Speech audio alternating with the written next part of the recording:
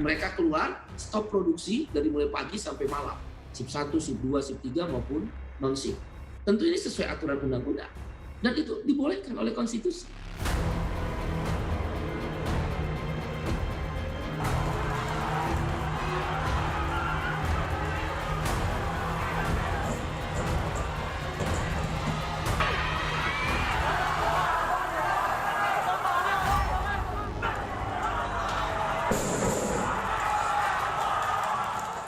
Oke, saya akan langsung ke Bang Haris Azhar. Saya ingin minta tanggapan Anda, karena Ketua Badan Legislasi atau Balek DPR, Bang Supratman, yang juga hadir bersama kita malam ini, mengatakan proses pembahasannya itu terbuka transparan karena disiarkan langsung oleh TV Parlemen, bisa diakses lewat media sosial Parlemen. Apakah itu indikator bahwa ini memang sudah terbuka dan transparan? Ya, itu indikator kesempitan berpikirnya dia aja. Kita kan bukan anggota parlemen. Dan TV parlemen itu bukan alat untuk menguji. Pertanyaan saya, naskah akademisnya mana? Konsultasi publiknya mana? Konsultasi tematik yang sektoral, yang terkait dengan profesi-profesi tertentu itu kemana? Itu yang nggak ada. Orang minta dokumen nggak dikasih. Itu. Kalau dia hanya bicara soal kepentingan parlemennya atau partainya dia atau gengnya dia aja, ya silakan aja. Undang-undang ini nggak berlaku buat dirinya, undang-undang ini berlaku buat 260 juta lebih orang yang ada di Indonesia. Bang Supratman? Bang Supratman, silakan.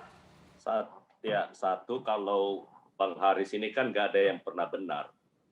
Jadi kita nggak usah terlalu... Betul, memang nggak ada yang benar. Kalau ada yang kita lakukan pun yang benar, pasti nggak akan pernah ada yang benar. Itu satu. Yang kedua,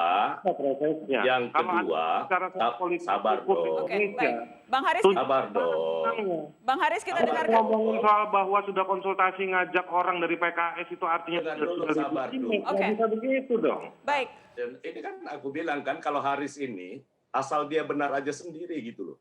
Sabar aja. Kebetulan saya ngadepin orang yang nggak benar, jadi saya kelihatan benar. Kalau Anda bisa tunjukin bahwa Anda benar, saya senang. Dengar dulu, kita bicara aspek proseduralnya. Kita belum bicara substansi. Baik. Kita bicara. Baik. Oke ya. Bukan Anda bangun justifikasi untuk bela diri terus-terusan. Orang udah mau mati. Bukan aku mau bela diri. Kalau kita bicara substansi, Anda boleh kritik. Kita bicara yang lain. Aku mau bicara soal proseduralnya. Silakan Bang Supratman. Bang Haris, kita dengarkan dulu. Silakan Bang Supratman. Satu, dulu DPR itu selalu dikritik, selalu tertutup. Mbak Nana, boleh Anda catat, boleh Anda buka dokumentasi mulai parlemen ini berdiri. Inilah pertama kalinya dalam sebuah rapat panja dari awal hingga akhir kami buka. Tugas kami menyampaikan, menyediakan medianya untuk publik bisa akses. Bukan saya menghubungi satu orang, dua orang untuk mengakses itu. Kan itu nggak logik cara berpikirnya, itu satu. Yang kedua, terkait dengan konsultasi publik. Badan legislasi, kami melakukan itu. Yang kedua, seluruh fraksi di awal kami meminta, karena nggak mungkin semuanya kita bisa lakukan di badan legislasi. Saya selaku Ketua Panja meminta kepada fraksi-fraksi untuk melakukan konsultasi publik. Silahkan Anda cantumkan ke DIM-nya. Yang benar pasti akan kita masukkan, dan itu menjadi kesepakatan kita. Itu sebuah kedukaan yang luar biasa yang kami lakukan. Belum pernah terjadi. Entah itu mau diapresiasi oleh publik atau tidak, ayo kita nilai secara objektif. Kita belum masuk substansi ya, tapi dari sisi itu, saya ingin menyatakan inilah pertama kalinya. Dua poin itu sudah saya tangkap. Bang Supratman, dua poin itu sudah saya tangkap. Saya ingin minta tanggapan Bang Haris. Berkaca dari dua poin tadi, bagaimana Bang Haris? Begini, kita punya standarnya. Dari tadi dia nggak bicara soal standarnya. Standar soal tata cara penyusunan peraturan perundang-undangan. Itu ada peraturan perundang-undangannya. Dia lari pakai berlindung di balik wajahnya Jokowi. Memuji Jokowi, mau ketemu Yasona Lawli, semua mau diomnibuskan. Jelaskan prosedurnya bagaimana. Anda yang balik. Kita ini rakyat. Masa kita yang harus jelaskan kerjanya balik harusnya bagaimana? Jelaskan dulu prosedurnya. Saya jawab itu harusnya bagaimana. Sesuai jangan membebani badan legislasi panja dalam hal penyusunan. Itu bukan kerjanya balik, karena ini inisiatif pemerintah. Kalau soal penyusunannya tanya ke pemerintah. Anda Jangan tanya prosedurannya ke kami. Tadi Anda Itu satu. Jokowi. Yang Sekarang kedua, Anda kalau Jokowi. Anda ingin Anda mempertanyakan pemerintah. soal apakah badan legislasi Satu, sudah Anda sesuai semua. prosedur Anda Undang-Undang yang 12 tahu tahun Anda 2011, digarap. saya pastikan Oke. sudah sesuai di Bapak-bapak, dalam mekanisme pembahasan. Bapak-bapak, Anda jangan. Oke, saya akan minta untuk Gitu. Anda nggak usah ngelarang, terserah saya. Anda bikin peraturan. Saya nggak larang Anda boleh bicara apa saja. Saya Oke, cuma bilang saya Anda ingin itu selalu merasa benar. Baik, Bang Supratman, Bang Haris Azhar. Buktikan aja kalau kerja Anda Bang itu benar. Supratman, Bang Haris Azhar, ya. Saya minta untuk tenang dulu, saya tidak akan mematikan mic Anda berdua, karena Anda berdua tetap berhak untuk ngomong, karena saya juga mengundang Anda. Tetapi saya ingin minta sekarang kalau begitu tanggapan dari Mbak Lydia, yang juga Badan Legislasi DPR, tetapi yang justru menolak, yang pada akhirnya menolak undang-undang ini. Silakan Mbak Lydia. Ya, Mbak Nana, kalau dalam pembahasan undang-undang ada yang nerima, ada yang menolak, itu biasa. Dan kalau buat PKS, pertama ketika kita bicara prosedur, sebagaimana tadi disampaikan, kita merasa bahwa ini masih perlu lebih banyak lagi konsultasi publiknya.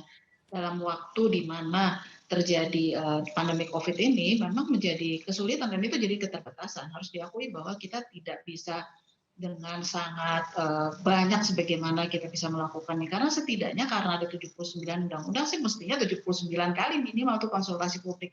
Oke. Dan dalam satu isu itu sebetulnya harus lebih dari itu. Jadi sendiri tidak. Jadi Mbak Lydia, jadi Anda memang mengakui konsultasi publiknya ini kurang dalam hal, jadi wajar kalau kemudian publik merasa tidak dilibatkan, wajar kalau publik merasa suara-suaranya tidak didengar, itu Anda mengakui?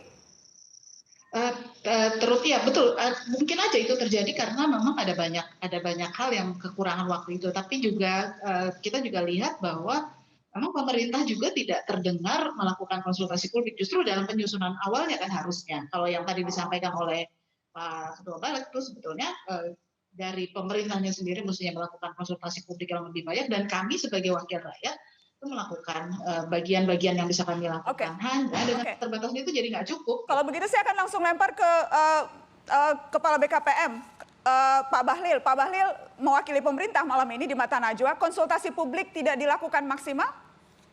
Silakan Pak Bahlil. Baik Mbak Nana, saya ingin menjelaskan dulu. Saya pikir di sini hanya membahas substansi, tapi ternyata prosedur mekanisme pun harus ikut membantu Pak Supratman ini. Jadi gini Mbak Nana, kalau kita mau berbicara tentang sosialisasi, mendengar masukan dari rakyat, pada prinsipnya tim itu sudah melakukan. Bahwa dalam proses itu kemudian ada yang belum puas, ya wajar aja kita memahami. Tetapi kita sudah melakukan apa yang dimaksudkan untuk melakukan konsultasi publik dan proses awal. Yang menjadi pertanyaan kemudian adalah apakah ada sebuah keharusan untuk harus kami memberikan kepuasan 263 juta penduduk rakyat Indonesia. Itu juga soal Mbak. Yang kedua Mbak Nana, kita tahu semua ini kan pandemi COVID. Undang-undang waktu dilakukan inisiasi itu kan kita nggak pernah menyangka kan bahwa akan COVID seperti ini. Tetapi saya berpikir bahwa negara ini nggak akan bisa maju kalau kita masih berbicara pada hal-hal yang tidak substantif. Saran saya malam ini mendingan kita diskusi tentang isi daripada Undang-Undang Cipta Kerja ini.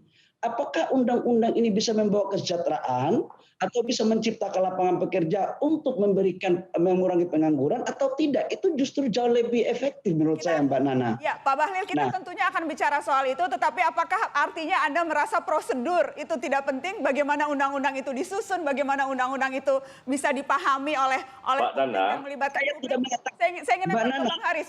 Saya akan lempar ke Bang Haris. Bang Haris bagaimana? Seberapa penting sebetulnya kalau kita bicara prosedural? Proses sehingga undang-undang itu mengikat seluruh rakyat Indonesia. Seberapa penting itu?